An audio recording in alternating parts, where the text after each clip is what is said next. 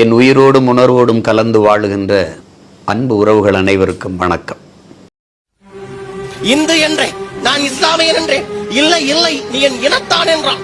பள்ளன் என்றேன், நான் பறையன் என்றேன். கள்ளம் இல்லா வெள்ளை சிரிப்புடன் இல்லை தம்பி, நீ தமிழன் என்றான். என் அன்பு பிள்ளைகளே, மொழி என்பது வெறும் தொடர்பு கருவி அல்ல. அது மட்டுமல்ல, மொழி என்பது ஒவ்வொரு தேசிய இனத்தின் முகம், உயிர். அதுதான் கலை, இலக்கியம், பண்பாடு, வழிபாடு, அறிவியல், அரசியல், வரலாறு எல்லாமே மொழிதான். ஒரு மொழி சிதைந்து அழியுமானால் அந்த இனம் அழியும். ஒரு நாட்டை அழிப்பதற்கு படை திரட்டி வர வேண்டியது இல்லை. யானைப்படை, குதிரைப்படை, பீரங்கி படை தேவையில்லை. ஒரு உயிரை கூட கொல்ல வேண்டியதில்லை. ஒரு துளி ரத்தம் பூமியிலே சிந்த வேண்டியதில்லை. அந்த நாட்டை அழித்து விட முடியும்.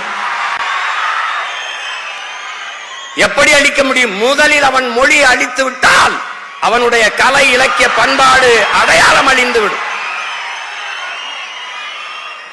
பிறகு அந்த நாடு அழிந்துவிடும். இப்படி ஏறக்குறைய 90 விழுக்காட்டுக்கு மேலே தமிழ் மொழி சிதைந்து அழிந்து தமிழ்நாடு அழிந்து போகும். நாட்டிற்கு பெயர் தமிழ்நாடு என்று இருக்கிறது. ஆனால் தமிழுக்கும் தமிழர்களுக்கும் இது சுடுகாடாக மாறி இருக்கிறது. ஒரு அறிவு சமூகம் ஆழ்ந்து இதை அறிந்து கொள்ள வேண்டும். நமது ஆதி முன்னவன் முருக பெரும்பாட்டன் வேலேந்தி களத்திலே பாய்ந்தான். அவன் பின்னவன் அரசனுக்கு அரசன் அருண்மொழி சோழன் வாழேந்தி களத்திலே பாய்ந்தான். அவன் பேரன் பிரபாகரன் என்ற பெருமரவன் துவக்கேந்தி களத்திலே பாய்ந்தான். அவன் பிள்ளைகள் சீமானும் அவன் உடன் பிறந்தார்களும் அறிவாளர்களும் ஏந்தி அரசியல் களத்திலே பாய்கிறான்.